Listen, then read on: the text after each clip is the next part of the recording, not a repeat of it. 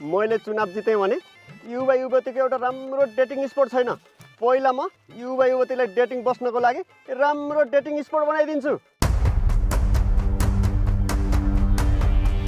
Dating spot बनाएर देशको विकास हुन्छ? यस्तालाई त कालो मोसो दल्नुपर्छ।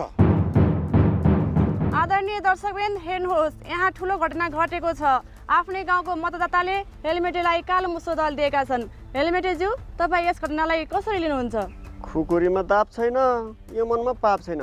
मलाई असफल बनाउनको लागि विपक्षीहरूको षड्यन्त्र हो यो। आदरणीय दर्शकवृन्द, हामीसँगै जोडिरहनुहोला। अन्त पनि के हुन्छ हामी तपाईँलाई देखाउँदै जानेछौँ। अहिलेलाई यति नै।